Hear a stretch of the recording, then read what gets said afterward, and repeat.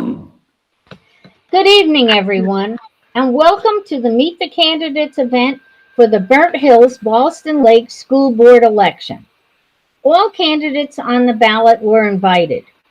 This event was organized by the Burnt Hills Ballston Lake School District and moderated by the League of Women Voters of Saratoga County. It will be recorded and posted on the school district website. League rules require that if a Meet the Candidates event is recorded, it must be broadcast or rebroadcast in its entirety. Before we get started, I ask that all the candidates mute their microphones until they are called on to speak, and then remute your mics when your allotted time is up. This will cut down on the background noise and should ensure a smoother process. Additionally, I want to remind our tech support. Oh, well, never mind. We're already recording. My name is Barbara Thomas. I'm a member of the League of Women Voters of Saratoga County.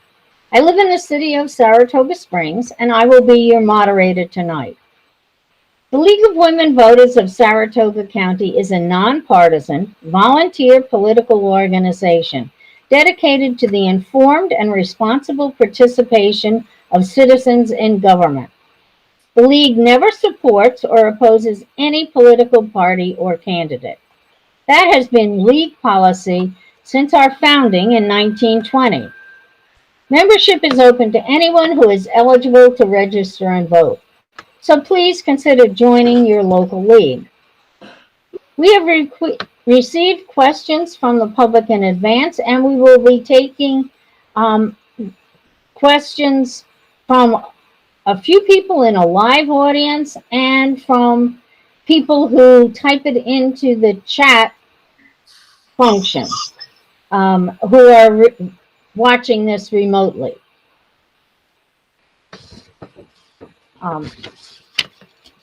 Questions of a personal nature are never included in the question, so we will just rule those out, so don't bother to ask that kind of question. And we will also be accepting some questions from the audience. Candidates, this is your opportunity to let voters know your stance on these topics and how you will address the issues facing the Burnt Hills Ballston Lake schools. Candidates are strongly encouraged to focus on the issues, not personalities. No personal attacks will be allowed. Profanity and vulgarity is also prohibited. Please do not waste valuable time tearing down or labeling your opponent. Deal with the facts. And in your closing, no putting your opponent on the spot with no chance for a reply. We have timers for this evening's event. Cards will be held up for the candidates to glance at. Green means 1 minute left. Yellow means 30 seconds left. And red means your time is up. And a bell may also ring when the time is up. Maybe not.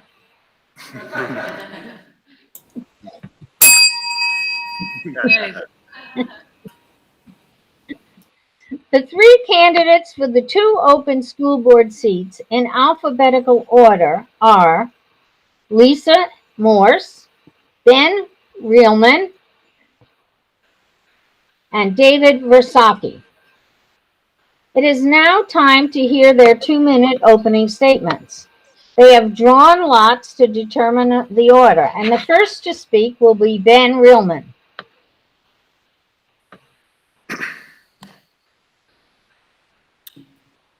Members of the board, community members, good evening. My name is Ben Reelman, and I'm speaking tonight as a concerned father, a dedicated teacher, and a community advocate. I would like to preface my statement by acknowledging the exceptional teachers, coaches, counselors, nurses, administrators, bus drivers, support staff, and dedicated parents in their ability to navigate the many challenges of the past year. while still maintaining a semblance of normalcy and serving our children. There is a reason that Burnt Hill schools are exceptional, and you all are it. However, for the past school year, our schools have been operating as shells of their former selves. Every other day classes, remote learning, temperature checks, mask mandates, social distancing, sterile classrooms, and no human contact. These hollowed husks of what our school used to be are not normal, and we should not accept anything less than a full repeal of these measures. Each day that our children have to bear the burden of these protocols diminishes the important learning that should be taking place, and for too many, causes progressively more damage, both physiologically and psychologically. This is the main reason why I'm here tonight, to oppose in the strongest possible way the mask mandates, the hygiene protocols, and the stifled learning, and to return schools to how they were pre-COVID, a return to the old normal. I would like to close by speaking directly to Mr. David Versaki and Mrs. Lisa Morris. I'm extremely grateful that we're able to have this conversation tonight. If I should belie expectations and get elected to the board, my initial focus, as you probably have guessed, will be squarely on returning schools to the old normal. Should I not be elected, it is my genuine hope that the two of you will take Thank up you the very much. fervency and sincerity that it deserves. Thank you. Thank you. And next we are going to hear from David Versaki. Good evening. Thank you for having me tonight. As many of you know, or at least from reading my bio, I've been a lifelong resident of the district, parents still in the district. I have a daughter who's about to graduate this June. Over the last 8 years or so of my more involved community involvement here with the district, from a capital project committee member and most recently the last 3 years on the board, we've seen a lot of growth, a lot of positioning for the future. The role of a board of education is to do a couple of things, right? Very simple: elect leaders or hire leaders, make sure we focus on setting a good, solid foundation for financial future, and setting policies that govern the district's behavior. Those policies, in large part, will follow law in New York State, as our oath dictates we follow and support the Constitution of the United States and of New York State. As we've been through this last 15 months or so during this COVID, thank you, we have seen tremendous change, right, and adaptation by our teachers, our administrators, parents, students, and not without cost. Witnessing in my own house the emotional roller coaster of how to manage and deal with the changing environment has been difficult to watch, quite frankly. The stresses that are on our staff in the classroom to be in hybrid learning environments is almost unfathomable that they've been able to be successful at the level they have been. There's not one of us who don't believe that we should be back in school full-time in the fall and without masks. However, all right, we are going to make sure that we follow the law. We're going to then support our staff and our administration in putting the proper procedures in place so that we can have a successful and hopefully a more normal school year next year. Thank you. Very well timed. Okay, and the next person is Lisa Morse. Thank you, Barb. Good evening. My name is Lisa Morse, and I've been a resident of Burnt Hills, Ballston Lake Central School District for nearly 20 years. I'm a mother of 5 children, ages 26, 28, 21, 19, and 14. 4 are graduates of this district, with the youngest rising to the high school this fall. With the knowledge gained and strategies learned at Burnt Hills, Ballston Lake, 3 have graduated from college. They've had leadership positions at all levels. They've been lead in plays. They've earned 4 O's, member of the Clarkson Phalanx Honorary Leadership Society, Division I swimmer, college baseball player, and JV field hockey player. But my personal favorite, collectively, they have 42 years of altar serving at our parish. My husband and I have tried to instill commitment to service to others, the value of giving 100% to those things you are passionate about, and that with lifting others so that you too may lifted. Over the last 3 years, I've had an opportunity to assist in the hiring of many of our administrators. I've been a board rep for the Education Foundation, attended many dedications and sadly memorials. As a member of the board, I've discussed and voted on important issues affecting the teaching and learning environments for students and staff. I've been a member of the last 2 capital bond project committees, and I'm looking forward to seeing our forward-facing projects like the transportation garage and the auditorium to fruition. I look forward to discussing other committee contributions and the special heartfelt moments that I've had the privilege to be a part of as a member of the Board of Education. Thank you for inviting the other candidates myself to this important forum. Thank you very much. Okay, now we've moved to the second part of the program where we will have questions, and we have some that have already been sent in. So we'll get right started.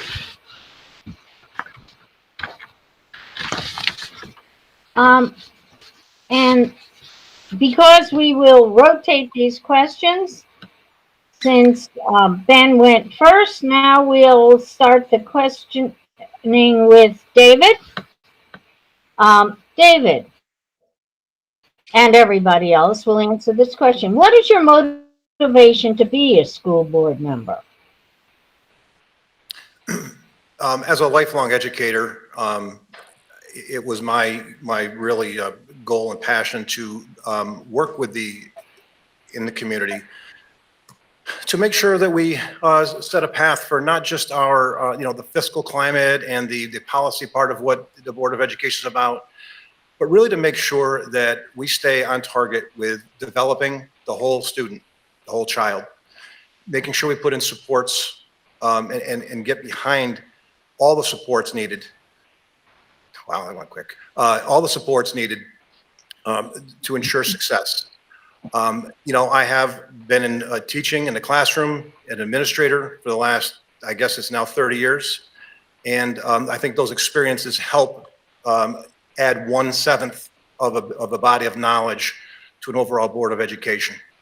Thank you.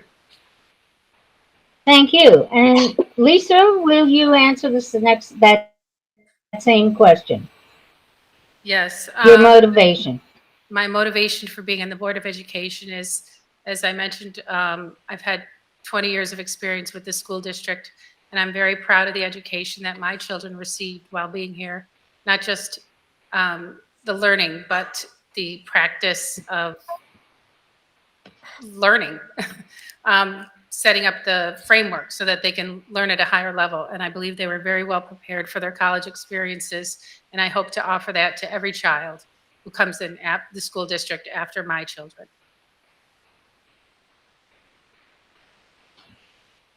Thank you. And Ben. Yes. Ben? Sorry, I thought you were going to repeat the question, but I'm ready. Oh. Yeah, the impetus for me wanting to join the school board, pretty singular in all honesty.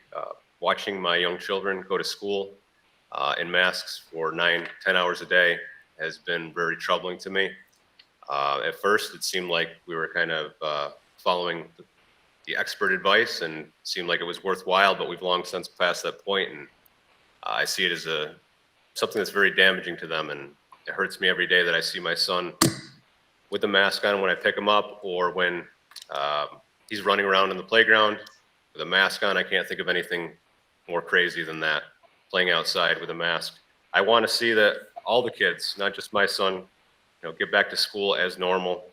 And so I'm pushing as strongly as I possibly can, because I think that we've passed the point of absurdity, and I don't hear enough people voicing that opinion. Thank you.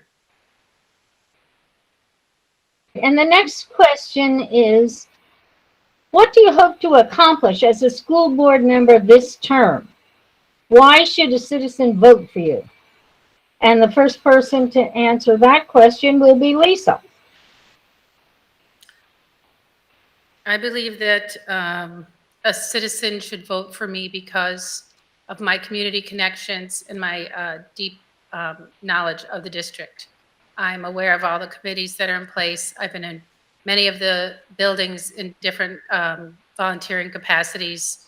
I have a lot of community connections with athletics, theater, music. My children have been a part of all of those. So I have an opportunity to listen to all the members of our community that come to me with their struggles or their successes. And if they need some help, I know the direction to point them for support or bring it to the board if that's needed. Okay, thank you. Ben? Yeah, so firstly, to be redundant, I'm going to try to abolish the masks and all these hygiene protocols. That's first and foremost. Also in my first term, I would really like to reject harmful ideologies that are coming down the pike, such as critical race theory. I want to protect women's sports for biological women.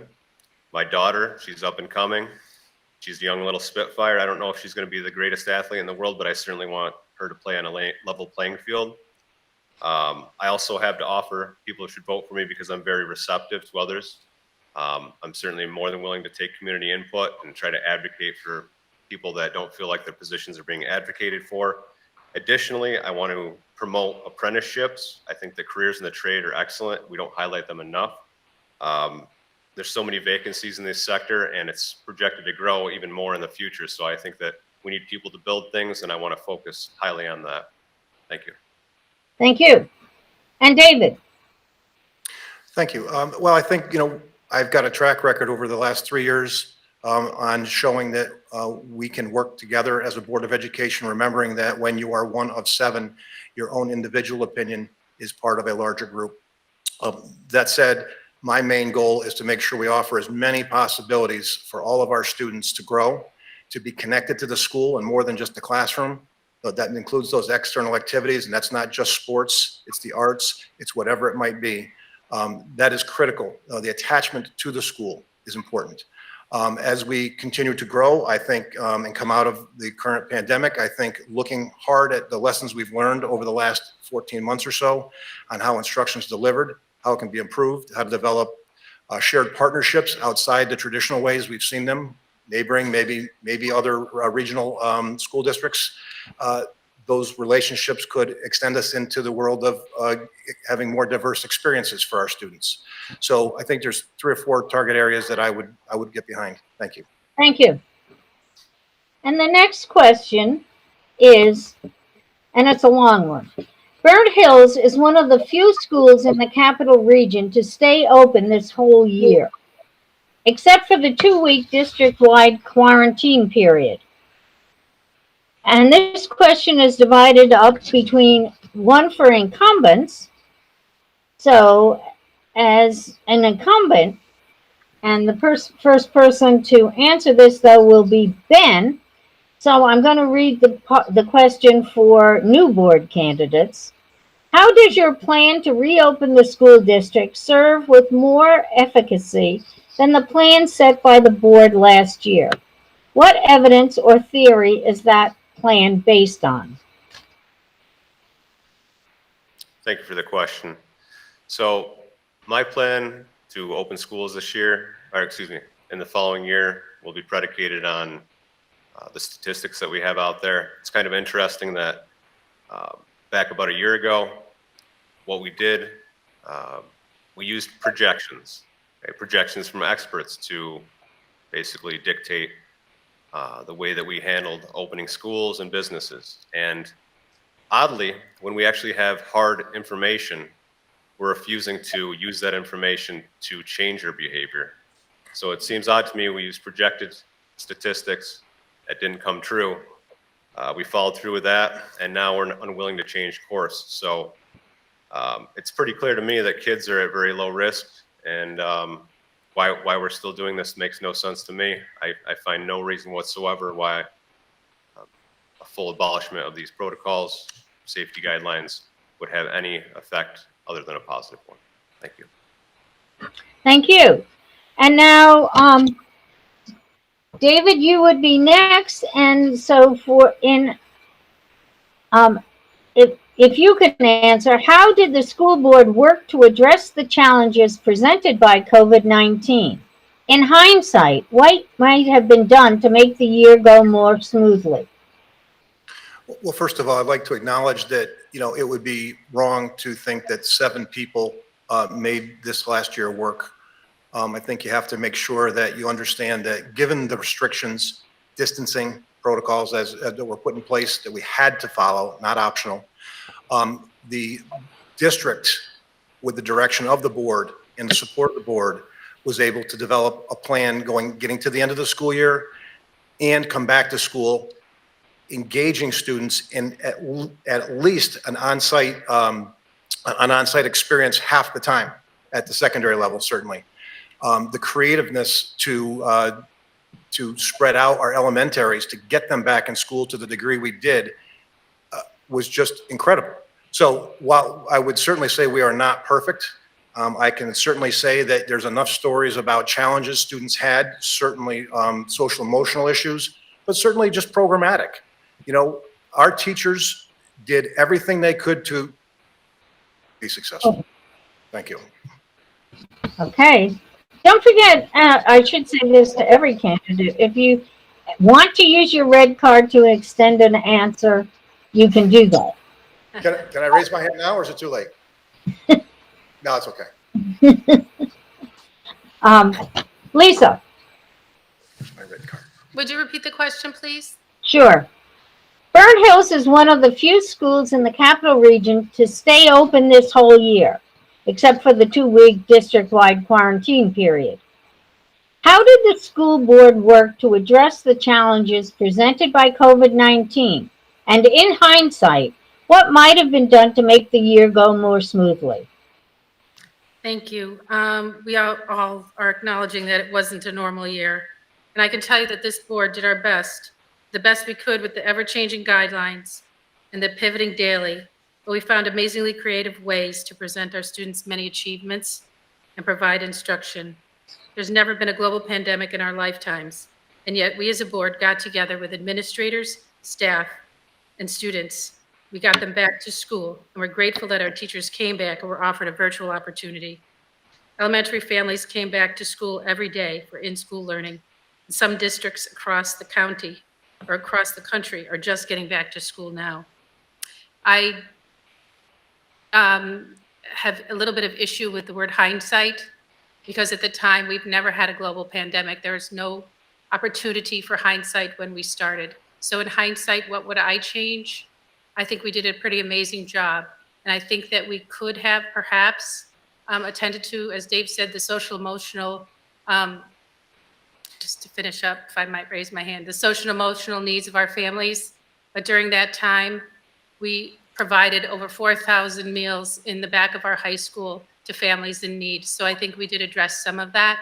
And I don't think there's any data to capture what the social emotional needs will be going forward, but I'm sure that we will, as a district, meet it together, whatever those needs are. Okay, thank you. And for the audience, just to mention that Lisa has used her imaginary red card to get that extra time.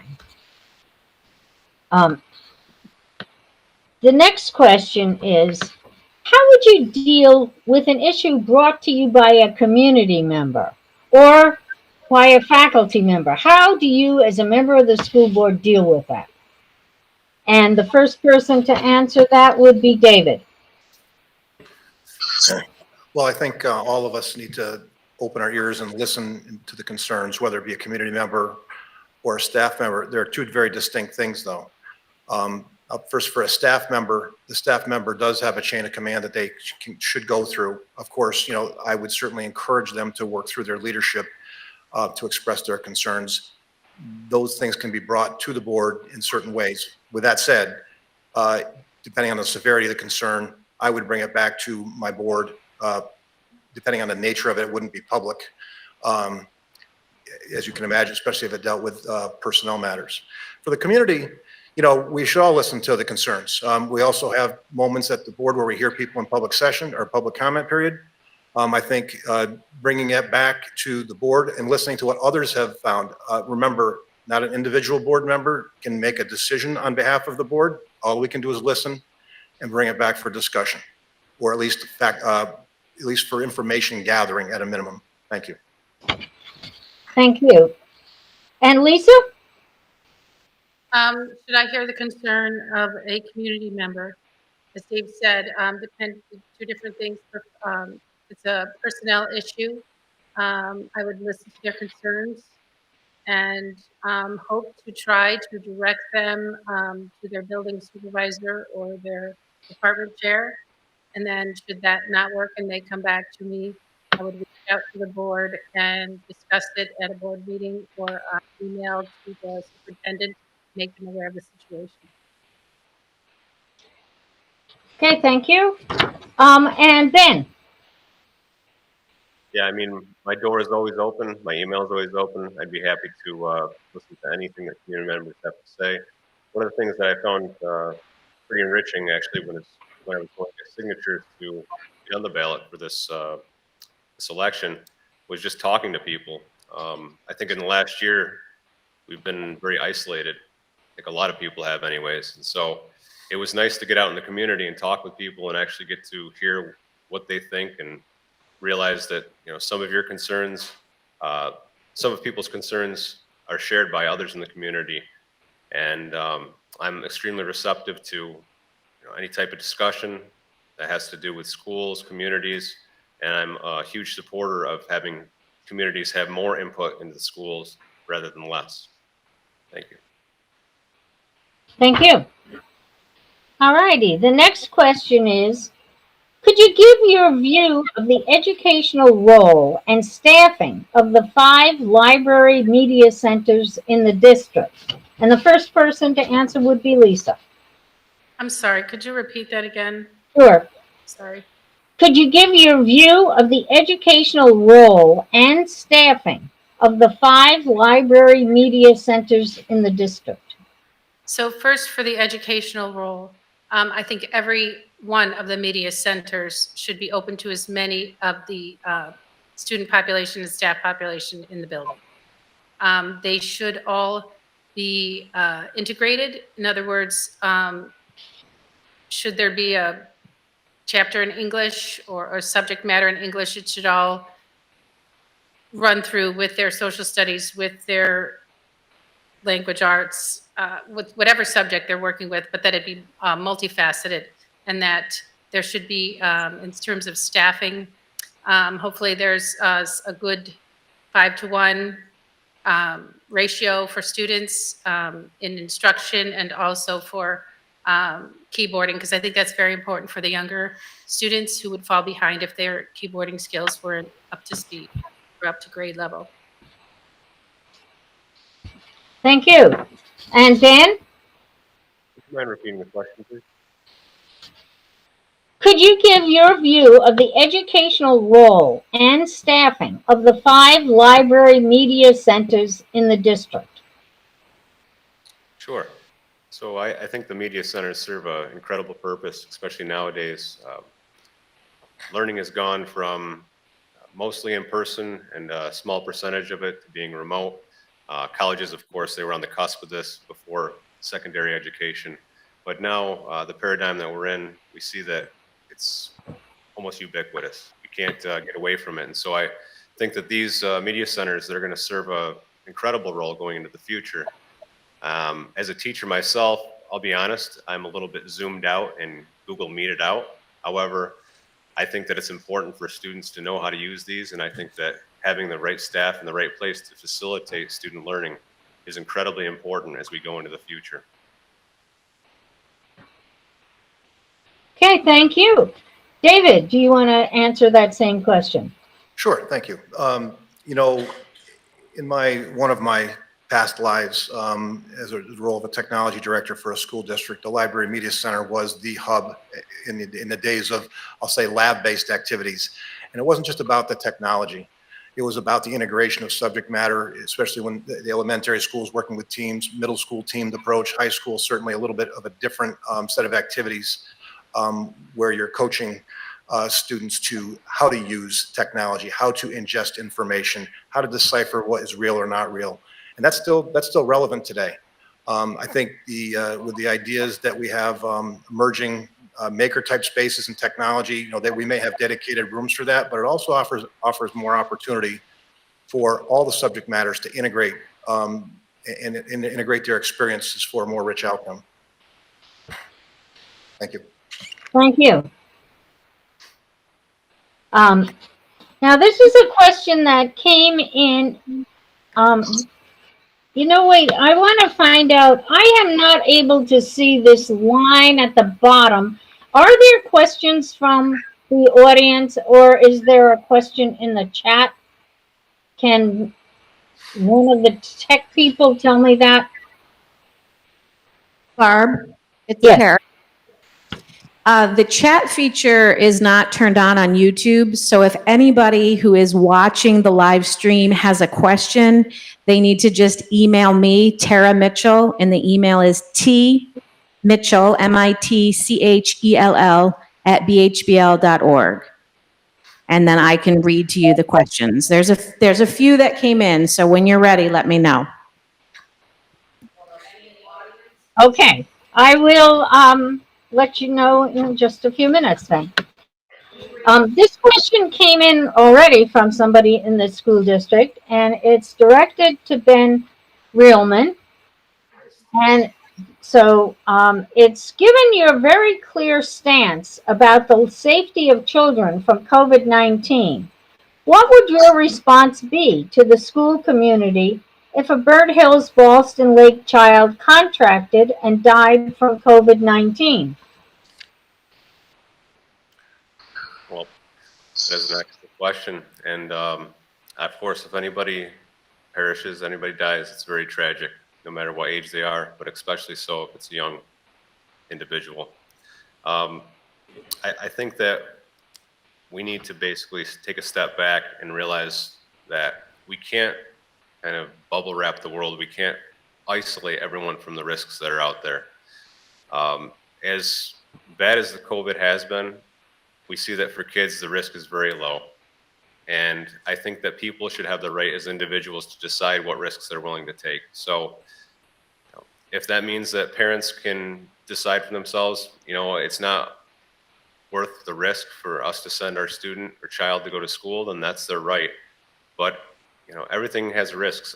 Unfortunately, people get hit by cars when they go to school, on the way to school, and it's tragic too. And people have to be able to make those decisions. Thank you. Thank you. Now, for David and Lisa, David, you would be next. Do you want to comment on that? Well, Could you reread the question, please? Well, the question was, in terms of safety of children from COVID-19, what would your response be to the school community if a Bird Hills Ballston Lake child contracted and died from COVID-19? Sure, thank you.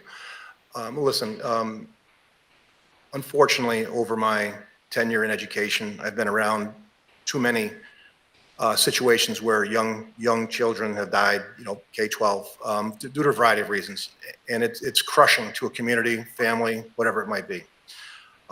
In respect to COVID by itself, I think it would be irresponsible for us to put that one in a category by itself because they're all tragic. However, when it comes to how we operated the school district during that time, I would hope that we all look and said, as was stated by all of the panelists earlier, that we've all followed proper guidance and protocol over that time.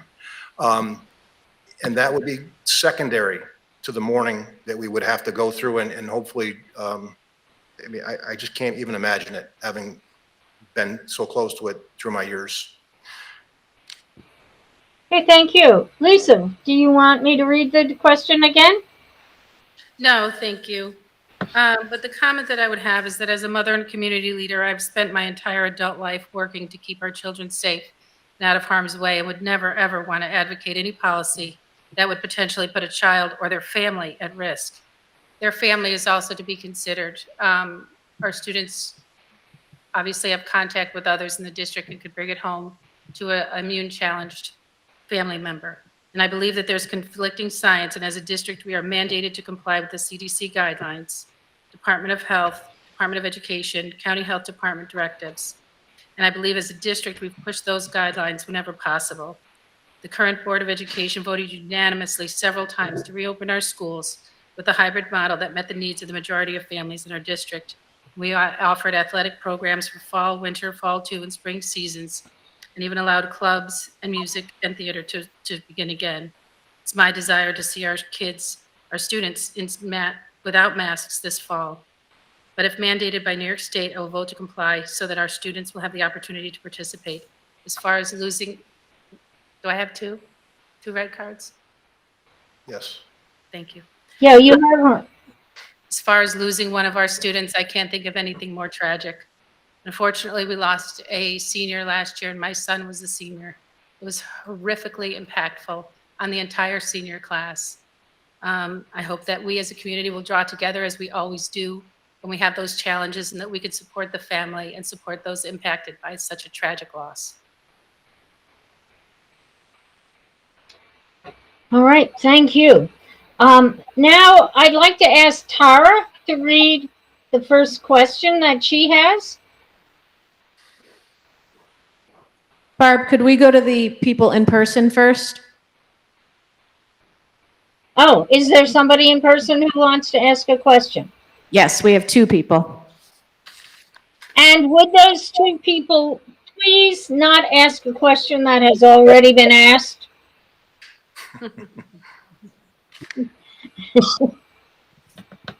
Or answered in a... Sorry. First of all, I just want to say thank you to everybody that does serve on the board for not only our community, but to represent our kids. In regards to enforcing the mandates, and specifically the masks set forth by the state, to what extent would you enforce those mandates? In enforcing those mandates, and to what extent is it considered like bullying or harassment, or even like a clear violation of somebody's dignity? I know there's a lot of people that have health reasons or other struggles with wearing a mask, and especially the kids.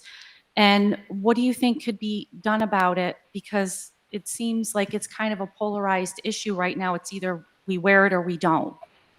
Okay, thank you for the question. David will be the first to answer that. Well, I think I've been clear on my just general stance about following the guidance or the law or what's presented to us as a board. Remember, our role is not to violate that. However, you know, as we come out of this, and in fact, I may be misinformed, but I thought I heard on the news or something that guidelines for mask wearing might have just changed today. So I heard a little blurb. So forgive me for not being quite up to speed with the news today.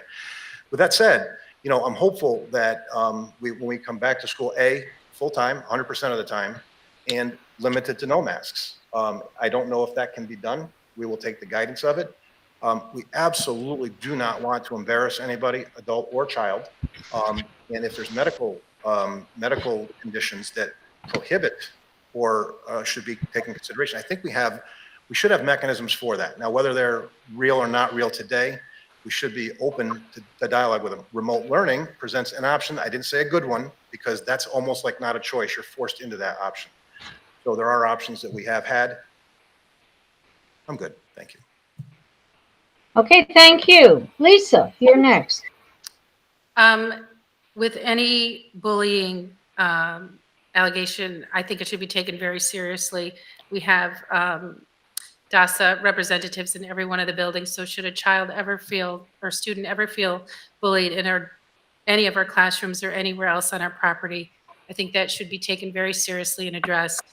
In terms of mental health issues, I myself have asthma and have a challenging time. I can't imagine how hard it must be for a child to have that mask on all day long in school. But with that, we also make the choice to come to school or have remote learning. So there's options afforded to the family. It might not be the best option, as Dave said, but we do have options. Thank you. And Ben. Yeah, I think that making the mask optional is a good way to go in the fall. I personally don't really care what the state says. I have enough common sense to know that masks are not good for kids. I understand that we should be drawing within the lines when it comes to being on the board and following along with what state ed says, but at a certain point to say enough is enough. This community, this school should work for its community. It shouldn't be dictated to by the state. And as far as the bullying goes, I mean, that is something we're going to have to deal with because if I was earlier, I just saw what they were talking about, that people that have been vaccinated don't have to wear masks anymore. So society is already setting up this dichotomy of the vaccinated versus the unvaccinated. And this is going to be a fight that's going to happen in the schools as well as kids get vaccinated. Some don't want to. So there's obviously going to be some pressure coming from society at large. And it's going to trickle into the schools, and it's really shameful. We got to make sure we put a stop to it. Thank you. Tara, can you find the next questioner there? Yes, I'd like to hear from each candidate. Do you think there is a place in the Burnt Hills, Ballston Lake curriculum for critical race theory? And Lisa, you're the first person to answer that. We might need a clarification of what you mean by critical race theory. That was going to be my first question, exactly. What is it? Were you talking about curriculum? Are you talking about what exactly? Sorry. Well, Quickly. I would prefer, quite frankly, not having to give an explanation of what I mean by critical race theory, but I can tell you that, for example, the titles of several books that lay it out in great detail. I'm willing to tell you what I think critical race theory is, but I'm a little surprised to hear, quite frankly, that you don't know. I absolutely know what it is. I'm wondering what the basis of your question. The basis of my question is, will you incorporate critical race theory in the curriculum that you offer here in Burnt Hills, Ballston Okay, Lake? thank you. That's the clarification question. I was looking for. So I think I would start with the long-held practice at Burnt Hills, where a district faces a challenge, and I think that would be considered a challenge because there's so many diverging opinions about critical race theory or the teaching and curriculum in the schools right now. We haven't been given any directives about what that would look like should we need to offer it to our district. But I think we should face it the way we face many other challenges, where we gather the stakeholders together and have a thoughtful, respectful committee discussion. That is our shared decision-making that I think most are aware of in Burnt Hills. It's proven to be a successful tool for many decisions over the last 3 years. I believe that we also have a diversity committee that we started this year, and I think that would be a good place to start with a critical race theory. And we started it, and there was just a few board members that were a part of it, and now we're up to 22 members. So I think that would be the place to start. Thank you. And Ben, would you reply to the same question? Does critical race theory have any role in our schools? No. Not at all. If anybody's familiar with critical race theory, they know that critical race theory is racist in and of itself. I am completely opposed to racism. I can't believe anybody else would be actually waffling over the idea that we should bring this into our schools. In terms of its foundation, I mean, its theoretical underpinnings are very weak and its logic is lacking. How about some other theories that we could possibly teach? Kepler's theory of planetary motion, how about that? The theory of general relativity, let's teach that. Game theory, quantum theory, theory of everything, clockwork universe theory, panspermia theory, Heisenberg's uncertainty principle, chaos theory, germ theory, photon duality theory. All these theories have a much better place in our school than critical race theory. Thank you. Thank you. David? Thank you. As a standalone item, no, it's not going to be a focal point. However, I think our job is to, as educators, is to present I'll say all the facts to students within the curriculum, not our opinions, the facts, and let them start to draw conclusions. Now, obviously, at different age groups and different maturity levels, that kind of conversation is very nuanced. You want to do it responsibly. You know, to Lisa's point, this is not a requirement to teach this from that focal point. No different than if somebody said, let's base our entire educational philosophy on the arts solely as a focal point. Okay? And they're wildly different, by the way. I did not compare the, I don't mean to put them side by side. It's an approach. So, you know, I think that if you look at what we've done as a district, diversity committee, good. Looking at hiring practices, great. How to introduce diversity from a staffing perspective, introduce our students, represent our growth changing community with different types of staff. Thank you. Thank you. Tara, can we have some of the questions from the at-home audience? Yes, can you hear me? Yes. This is for the 2 incumbent candidates. Name 3 things over the past 3 years that you have been on the board that have changed positively at BHBL that wouldn't have if you hadn't been on the board. For the non-incumbent, what 3 changes would you advocate for if elected? All right, and the first person to respond is going to be our non-incumbent, the challenger, Ben Reelman. Well, I know this is going to come as a shock to everyone. The first thing that I would work on is repealing these hygiene protocols. After that, I think I already answered this question to some extent, but I'll reiterate. I think that apprenticeships to fill the vacancies of the trade jobs that are up and coming in the next decade, projected to be well over 10% vacancies. We need people to build things, and I want to really focus on that. There's a huge push for students to go to college, which college is great, but it's not for everyone. We need people to build things. We need people in the trades. In addition to that, I'm going to be someone who's really opposing the I guess you could say the state cramming down our throats what they think we should be teaching. It's been going on for far too long. I think it's time for communities to get back in the driver's seat in terms of their schools. And that's where I'm at with those 3 things. Thank you. Thank you. David. You know, it's interesting. If you've listened to my remarks, you never say I. I know tonight is about me running for a seat, but it's not an I. And kind of corny. There's no I in team.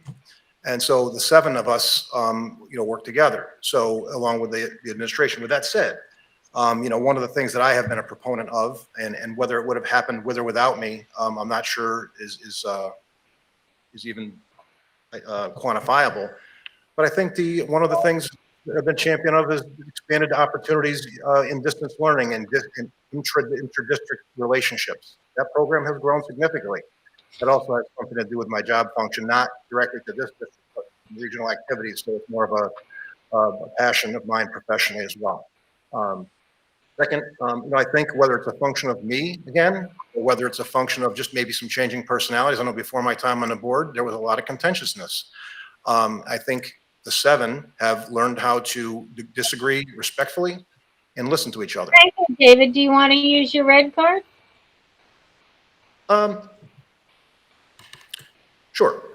Thank you. And I think, the other thing I hope that I have brought to the board, now again, whether it's a initiative curriculum or not, I think that, I come from a spot where we need to be listening, not just to ourselves, but to others. And when we do that, as opposed to in today's time where people are on opposite sides, there almost seems to be no middle today, certainly politically, right? And us being able to find a middle is hugely important. It doesn't mean we can't disagree. It doesn't mean that we're not going to get angry, maybe upset, but at the end of the day, there's middle ground to be found. And I think, whether that's not an outcome that the district sees in the classroom per se, but it certainly is how the decision-making body interacts together. And I hope I've had something positive to do with that. Thank you.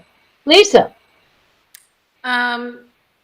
to piggyback a little bit up what Dave said, and I think that one of the things that have been most successful in the 3 years that I've been on the board has been to communicate with one another in a respectful way. And like Dave said, I surely hope that I had a piece of that. Some of the personal successes this year, I feel like since we created the diversity committee, that wasn't my personal success, it was our board's success.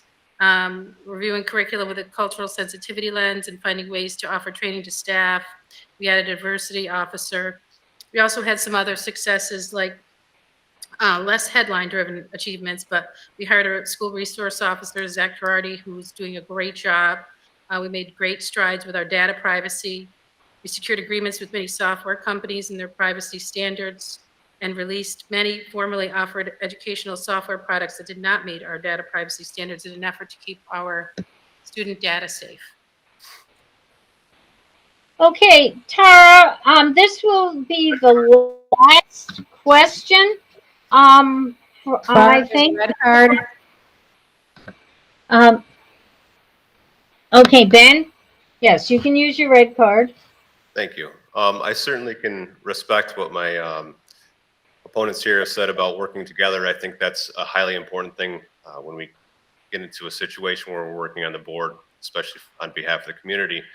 However, I think that there's been too much relying on others lately. In other words, I think we all know that these protocols that we're engaging in right now are a bit ridiculous, but nobody's willing to step out and say so in a way that's profound and meaningful. Nobody's willing to take that hit because, well, if you're the one that steps out of line, you're going to take the repercussions for that. And, you know, maybe I feel a little bit emboldened to do that, and that's fine if other people don't feel that way, but it all starts with one person. Who is that one person going to be? Which district is going to be that exception to the rule that steps out of line? Because I guarantee once one district does it, others are going to follow suit. Nobody wants to be that first person out of the gate, but there's some satisfaction in being the first. Thank you. All right, we'll now take the last question of the evening before the closing statements. Tara? Barb, is there a way to extend this 30 minutes till 8:30? We have a lot of questions. The candidates were prepared to do that. Would you all be willing to stay? Sure, I think. Thomas, can you? Yeah, we're getting a thumbs up. Okay, so that probably gives us about 3 questions. So I'm going to go in the order that they were received. How do you picture the district changing / improving over the next 5 to 10 years? And the first person to answer that would be David. So, you know, one of the things that I think, and I've talked about this earlier, is I hope that coming out of our recent last year or so, looking at how we can extend our district and with other partnerships. I think it may be one of the only ways fiscally over the long haul to remain viable. And there's also incentives for us to share our skill sets and knowledge and our resources with others. So part of it is a fiscal planning. As we've all talked about tonight and we're asked questions, I think as our community changes, however slow or fast that is demographically, I think some of the initiatives that we talked about from a diversity end start to show itself. That's a long-term goal, not a short-term win. So I think those are the 2 areas that I would expect to see us grow in. It's a little probably too much to expect that our enrollment grows. The trends have not shown that to happen. That's unfortunate, but I'd love to see that as well. Thank you.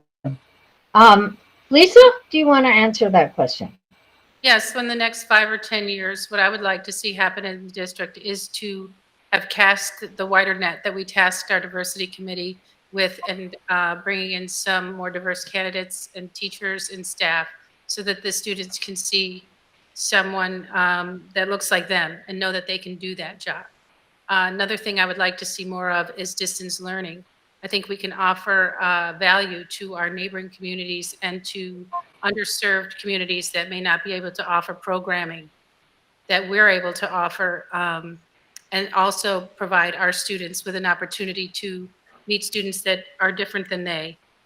I also think we can provide more opportunities, as Ben was referencing, or at least pursuing trade schools and military and other pathways post-graduation. I don't think that there's just one way to get there. Thank you. Ben? Yeah, so in the next 5 to 10 years, I basically see, well, there's what I would want to see, but I also see a bifurcation happening, a schism, a split. I think that we're going to have two basic school models. There's going to be the economically coercive indoctrination model, where the state's control over grants and funding will coerce communities and school districts to compromise their values and be in compliance just to maintain their funding. You'll be taught what to think instead of how to think. Students will have barcodes, and they'll be subjected to any number of vaccines or social programming mandates. And free speech will not be allowed. Speech codes will be enforced. I think we need to go back to basics, a more liberation of freedom education model, where we're focusing on things like, can a student communicate effectively, written, rhetorically? Can students apply math and science? Can students think freely, playing sports and games, exploring curiosities? Can the community reject mandates they deem counterproductive and abhorrent without subject to losing funding? A community's principles will trump their desire for funding. So that's what I hope to see, not the former. Do you have another question, Tara? Yes. Other than COVID and ever-present budget challenges, what do you feel are the biggest challenges facing the district in the next few years? And the first person to answer that would be Lisa. One of the things that I just mentioned in the last was to offer more opportunities to our students post-graduation. I think that's very important to prepare them for the campuses or the schools that they plan to attend. That is something I feel very passionate about, to provide them with an opportunity to gain some diversity of thought, not just seek out diversity of person. I think that our district can, sorry, I just lost my train of thought. I would like to provide more enriching opportunities for our elementary school and our middle school students. I think that some virtual learning is a good opportunity for them, and putting them in environments so they can experience things that they're not able to experience at Burnt Hills. Thank you. Next, Ben? Would you mind repeating that question, Tara? I'm on the next one, hang on. What are the biggest challenges besides budget and COVID? Sure. So that's, that kind of piggybacks off my last statement, but I'll put a finer point on it. Economic coercion, defined as the use of commercial, financial, or other economic tools and resources for influencing political purposes and to establish dependencies that influence governments, entities, and individuals. We have a choice to make. Are we going to keep going along with what Big Brother says, or are we going to go ahead and take communities back for our schools? In addition to that, we have this push for reimagining education, and I think that's going to be about as beneficial as the effort to reimagine policing. I think that we have an uphill battle. It's not an easy thing to do, to go against, what is it, the old saying, to fight City Hall, but I think it's worth it, and we need to stand up for our communities before we're so far gone that, well, there's nobody left to speak out. Thank you. David? Well, one of the things we didn't touch on tonight that I think is going to be a major concern for us, especially again with what we've witnessed over the last year to 4 or 5 years, is probably a re-engagement and a recommitment to character education, reinforcing civic responsibilities, all right, including things like voting, and also how to continue to teach our children how to listen to others and look at multiple viewpoints. All right, we have seen this, and unfortunately, what we see every single day is that a loss of some of those things right now. Hopefully, you know, that is stuff, the things I mentioned are things we already do. It's not that we aren't doing them. I think they need to become more front and center. As far as anything else that goes here, as far as our challenges, how do we continue to find more ways to find engagement for students beyond the classroom? They have to be engaged and attached to the school district in some way, shape, or form to feel a sense of ownership. Thank you. Tara, do you have another question? What is the curricular role of the Board of Education? And Ben, you're the first person. Sure. The curricular role of the Board of Education is to interpret basically guidelines that are set forth by New York State's Board of Education. They're supposed to facilitate that process for the learning of our students, taking input from community members, from faculty members, and to synthesize all of this into best practice models that facilitate learning for all students, both highly achieving students, ones that have some academic difficulties, and everyone that's in between. Thank you. Thank you. David, you're next. Well, the role of the Board of Education is to make sure that we provide the supports to the administration and staff to be able to implement the programs and the curriculum put in place by the state of New York. With that said, I think there's certainly room where there is flexibility to take input from the community at large to see where we could extend our abilities to support additional programming. The role of the board is not to implement curriculum, nor is it to set it specifically. Supports to be successful for our staff and students. Thank you. Thank you. Lisa. I believe that the Board of Education should set the direction of the school district to achieve the highest student performance and provide rigorous accountability for student achievement results. Supporting our administrators and our teachers with whatever we can in terms of fiscal support.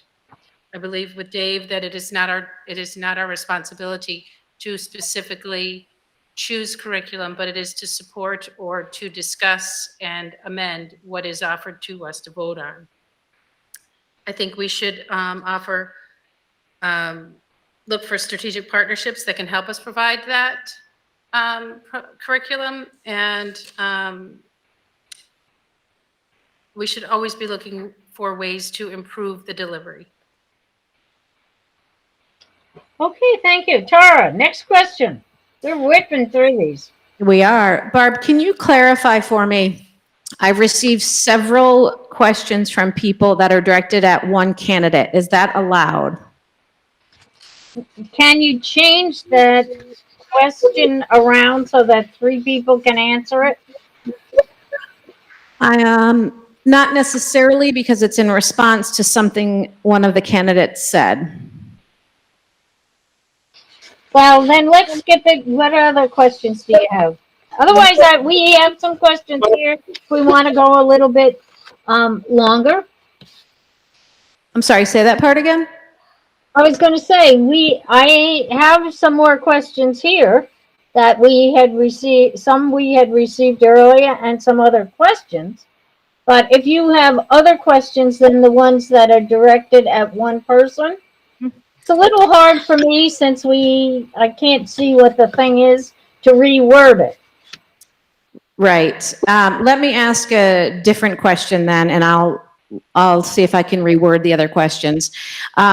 This one says, in spite of soaring investments over the past 2 decades, the deterioration of United States public education is a widely heralded view in national and international publications, being listed as among the top 3 reasons for our decline. Why do you suppose this is, and what, in your view, needs to change to turn this around? Okay, David, you've got the first crack at that. I apologize, Tara. You probably didn't have that written down. Could you try one more time on that? I got it, but I was hoping that you could say it one more time. In spite of soaring investments over the past 2 decades, the deterioration of U.S. publication is a widely heralded view in national and international publications, being listed as among the top 3 reasons for our decline. Why do you suppose this is, and what, in your view, needs to change to turn this around?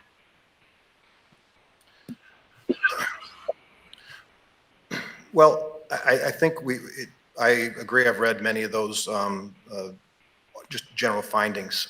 You know, when we talk about our comparative statistics, we do make sure we educate every single student in our public system. That is not necessarily the case.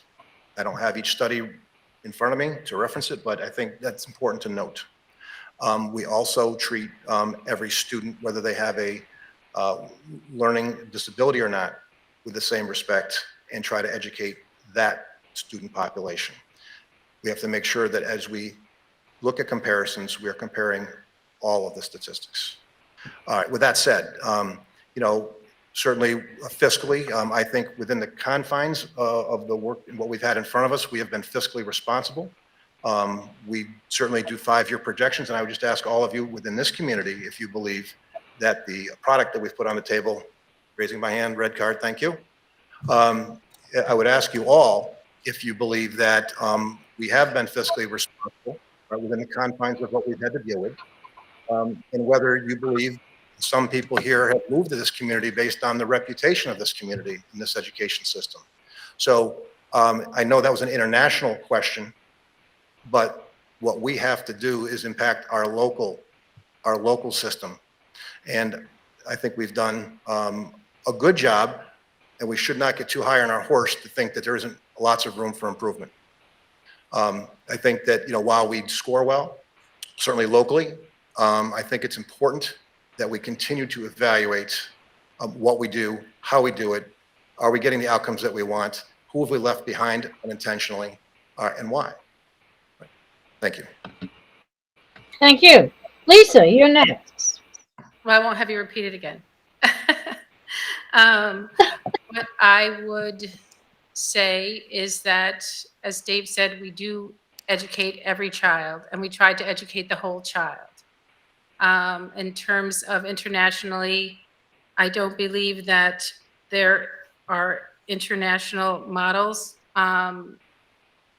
that match with our freedoms and supports that we have for our students. I don't think it is. I think if we graduated 98% of our students last year. I think it was 96% last year, 98 the year before. I'm pretty proud of that statistic. And as Dave said, locally rather than globally, that's our task. What maybe we can do better is to offer a more international experience for the kids and students, and offer them opportunities to, if not travel abroad, do what I said is about the distance learning and offer them interaction opportunities.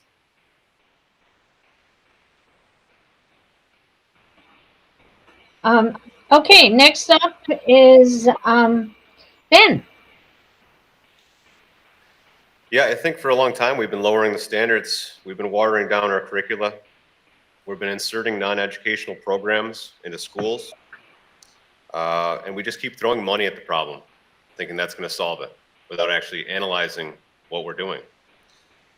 People perform at the level at which they're expected to. If you have low expectations, well, you're going to get low results. We're focusing on too many different things that are just not educationally based. I think we need to go back to some basics and get rid of some of the excess, the erroneous programs that we have out there. Focusing on, can students effectively communicate, written and rhetorically? This is what school is about. Applying math and science to understand the world. Free thinking, using sports, games to explore curiosities. Can students identify natural rights, interpret history, appreciate civics, understand economics? Most of them can't. Can students apply logic? Most of them can't. Philosophy, do they understand that? Can they describe morality, realism, idealism? Can somebody think about the way that they're thinking rather than just how to think and what to think? Thank you. All righty, we're, Can we up do, for, Barb, yeah, can we do the let's, revised question? what? Is there enough time to do the revised questions that I was talking about? Yes. Okay. Each candidate has put forth an idea of how they would like schools to reopen in the fall. What are the candidates' public health or medical credentials that allow them to make decisions that would result in our school district not following guidelines handed down from experts in the field of public health at the state and national level if the candidate would take such action? Is that understood? Okay, and the person to tackle that question would be Lisa. Great. I don't have any public health credentials. I have the experience of a mother of 5 children, and I hope that I would make the prudent decision for my children, whether they should attend or not attend. But I do not believe that I am qualified to make that decision for others. Okay, thank you. Dan. So I'm a father, I'm a teacher, I'm certainly not a physician. I have the same credentials as the teachers who are asking to be not only teachers, but counselors, nurses, taking temperatures, following students around and identifying them as sick or not sick. So, I mean, I know that although I don't have all the credentials as, say, the CDC or these experts, I think that I'm well capable of analyzing statistics and reading scientific articles and journals and understanding the risks. I mean, frankly, if we look at, you know, the mortality rate for our children, it's extremely, extremely low. There's so many more things that are more deadly, including unintentional accidents, choking on food, and the common flu. You know, we never shut down for the flu. Why would we shut down for this? Makes no sense to me. Okay, and David. Zero. I have no skills whatsoever in this area to medically make a decision. However, with that said, I would evidence how we handled certain parts of returning to activity in the district this year. This winter, as many of you know, those with vested interests in your children returning to winter sports, for example, guidelines eased. Higher risk sports were allowed to be discussed at the board level about whether they were willing, state, county, school district, right, in that order. That's how it worked, okay? Once counties got below rates, you were able to open, potentially. We enlisted the expertise of our school physician, okay? That person was able to weigh in, and we were able to talk about that opinion and our ability, our level of risk as a board we were willing to take to a lot, and we decided that it was in our children's best interest to return to those activities. So with the advice of expertise on our side, we made good decisions. Thank you. Okay, thank you. Now, do you have one more question, Tara, that you feel we need to really address? That is something different? We have several questions. We also have an in-person, nope, not an in-person question now. How much time before we need to wrap up to give the candidates enough time for closing statement? One more question? Well, we might, depending on how it goes. Okay. I'll do my best to summarize here.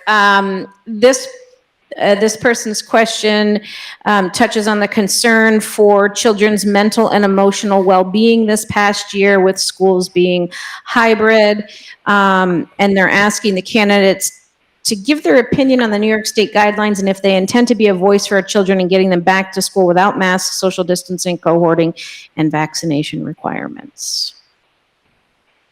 That sounds like one we've had before, doesn't it? I don't think we touched on the vaccinations. And that, yes, the mental health part. All righty, then you're the first one up on that one, so I know that's your subject. Yeah, for better or for worse. I mean, I have two young children, and I think we can all agree that these masks are especially damaging. I mean, we all know that, you know, the younger a child is, the more impressionable they are. So it's personal to me when I see my kids and other young kids, and I can underscore and understand how, you know, it's going to have long-term ramifications. We need to nip it in the bud now.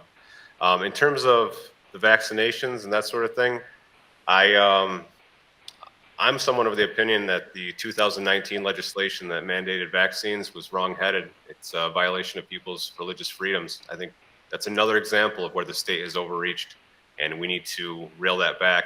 I will fight, but I will fight as strongly as I possibly can. I'm only one person. I'm hoping that I have friends, and I haven't developed any enemies here on the board today. But I'm willing to go to bat and, you know, make a stand, because I don't think tyranny is acceptable under any case, and that's what we see here. Thank you. All right, David. I already said, you know, I'm believe that following, you know, the guidance, legal guidance we're set with, not that we can't disagree with it. As an individual, remember, individuals don't speak on behalf of the whole board. As a board, I think we have outlets, ways to get to our legislators, ways to lobby for changes. However, our board was faced with an ask at the same time in 2019, and we took the position of talking about the implementation of those guidelines of that law. All right, and we did get behind it as a group. All right, not against the law, but against the implementation to allow more time to think. Now that's a decision 7 people made. With the other part of your question about the social emotional issues, you know, I have a 17-year-old daughter. Can you say emotional issues? And so with that said, you know, missing out, I hope she doesn't get too mad at me for saying that. You know, You're dead. I'll continue. Thank you. Thank you. I'll use my last red card. So You don't have one more. what's that? You've already used 2. 2? You've already used 2. Oh, excuse me. Then I'm done. Thanks so much. Samantha, I apologize for that. And Lisa. I can speak to the social emotional needs of our students.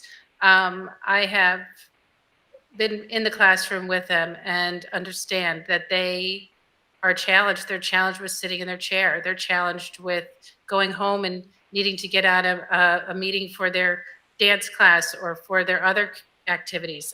My heart bleeds for them. And I regularly ask for updates on services for special education students also, with their nutritional and mental health challenges being attended to. As a board, we reinstated the mental health positions that were not filled last school year and offered professional development days to assist in the recognition of the social and emotional needs of our students.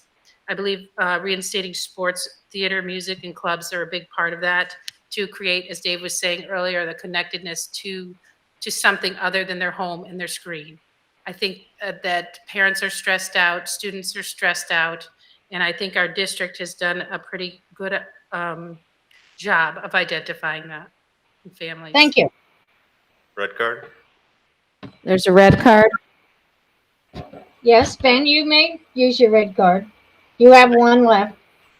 Thank you. I just wanted to add a little bit more because, I mean, the whole reason that I am here today, one of the biggest reasons is because of my kids. I see the ramifications that it's taking on them. You know, my son asks me questions all the time, like, when are these masks going to be over? He's somebody who loves school. He really does, but he loves real school, not the school we have now. He asked me questions like, why is it okay for people to handle our food, but not okay for me to give a pencil to a classmate who forgot theirs? Why do we wear masks when walking into a restaurant, but we can't remove them? We can remove them at our table. Does COVID not exist when we're below 4 feet? Why are parks and playgrounds closed, but Target and Walmart are open? There's no good answers to these questions. And when you can't answer questions, you can't give somebody a firm answer. It undermines their humanity. It demoralizes them. When the rules seem arbitrary and inexplicable, people lose their faith in the system and those around them.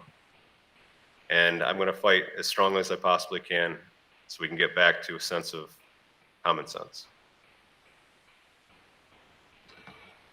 Alrighty, I think that we're going to move ahead to the closing statements now. For candidates, you have 1 minute each for your closing statement.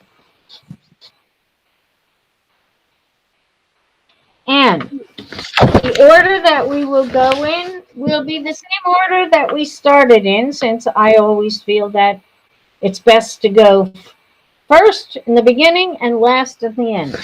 So, then you can be the first person to give your closing statement of 1 minute. Thank you. There's nothing more important to me than my children.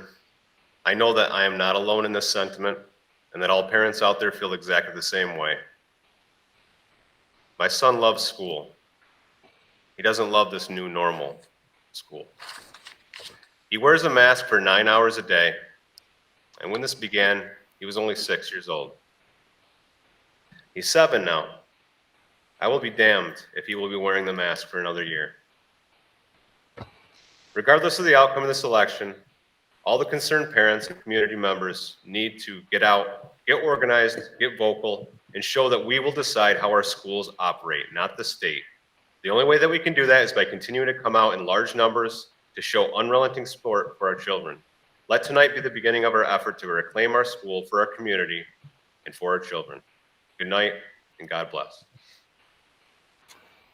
David. Thank you. As I was mentioning, in my last remarks, my daughter I've seen that, witnessed that, just struggle with the social and emotional part of this stuff, ups and downs, wild swings. And I'm sure I'll pay for my comment when I go home. However, it's true of all of our children. Some handled it better than others on the outside. On the inside, we don't know, or maybe we do. My involvement here and ask of the community, been here for my whole life. Being on the board started with being on a capital project committee and finding a real enjoyment of working with a large group of people to try to come to some common goal that we want to strive for. Our time now will be no different as we look and set the district up for its next 5, 10, 15 years. I hope you think that I'm the good candidate to fulfill those community needs. Thank you. Thank you. Lisa. Thank you to the women voters of Saratoga County for facilitating the event. 3 years ago, I was approached to run for the Board of Ed, and I'm so glad that I said yes. I felt then, and even more so now, that my children have been offered so many opportunities at Burnt Hills Ballston Lake that I knew that I had to do what I could to ensure that any child that followed had those same opportunities afforded to them and more. I've had the opportunity to work with our exceptional Student Board of Ed representatives, our administrators, our teachers, our staff, and community leaders. I'm extremely proud that our administration and staff, with the unanimous support of the Board of Ed, were able to give our seniors their time to walk the stage last spring, when so many other surrounding districts chose less personal ways to graduate their seniors. Even after a major surgery, I was determined to stay to represent the board through each and every one of those ceremonies. These students were the same students that I had helped care for at the Glenville Y, watch get on the bus for their first time in kindergarten. Thank you. 6th grade. Okay, thank you to all of the candidates. I want to say to the audience, please vote on May 18th. Ballots can be cast between 7 a.m. and 9 p.m. at the Burnt Hills Ballston Lake High School gym. And applications for absentee ballots can be found at the school district website or picked up from the office of the Deputy Clerk, Rebecca Nansen. Applications must be returned at least the day before the election, and the ballot can be picked up in person at the district office. Deadline for returning ballots is Election Day, May 18th by 5 p.m. Thank you, candidates, for attending this event and helping to educate the voters in the Burnt Hills Ballston Lake School District. And thank you to the audience members for showing interest in your community. Good night to everybody. Thank you, Barb.